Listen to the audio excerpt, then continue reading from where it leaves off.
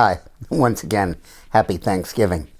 If you were like me, during the election, got up every morning and before you checked the weather forecast, you checked realclearpolitics.com to see what the latest poll numbers were. And with 5 or 6 or 7 national polls coming out regularly, often on the same day, with contradictory findings, it was enough really to drive you crazy. But the Real Clear Politics average of polling in the four-way race had Hillary Clinton ahead by about 2 points, a little less, about 1.8 or 1.9. And you know what? They were absolutely accurate, dead on the money accurate. Hillary did indeed win the popular vote at latest count by 1.5 points.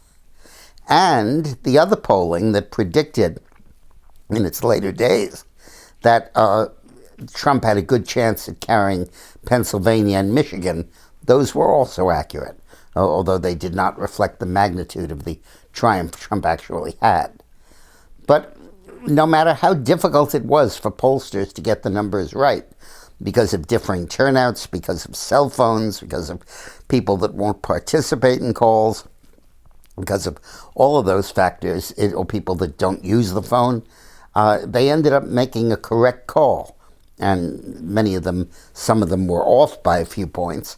The polls I liked in particular, the ones that showed Trump ahead in Investors Business Daily, was off by 3 or 4 points. Trump did not win the popular vote. But Rasmussen was right on. The ABC poll was, I think, wrong. NBC was wrong, but CNN, I think, had it right. Reuters had it right. I forget who did what. But it's just very interesting.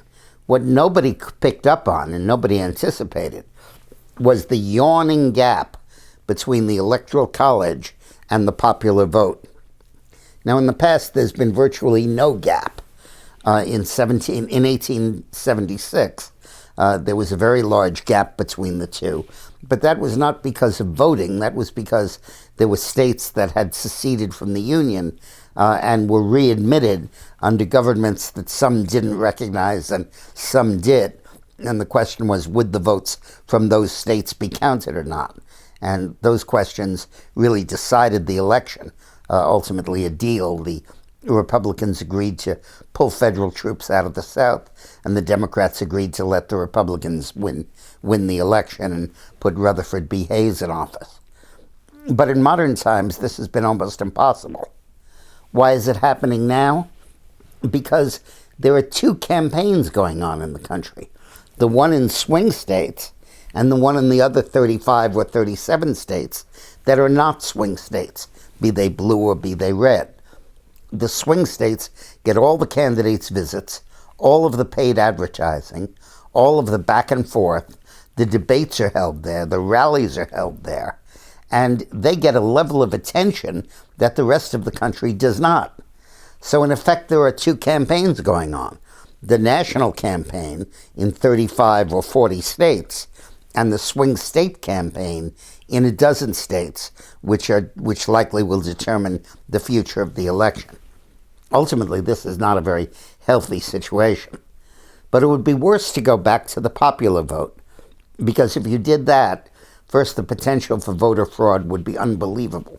Every city machine would do everything it could to get every last phony voter out. Right now, that doesn't really happen.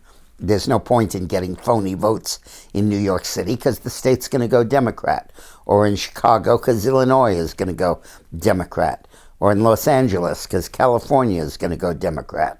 There's no point in doing that. And therefore, the opportunities for fraud are very limited, and one can easily focus upon them. And secondly, with the massive number of illegal immigrants in the United States, the potential for them to invade the polling places and really affect the popular vote is enormous. Indeed, that's what may have happened on Election Day itself. So the Electoral College is a good system. It's one that we should continue with. It makes the democratic process much more transparent and much more evident, and makes monkeying with it much more difficult. But next time we sneer at pollsters, let's remember, these guys were right. and they did a hell of a good job. Thanks for watching.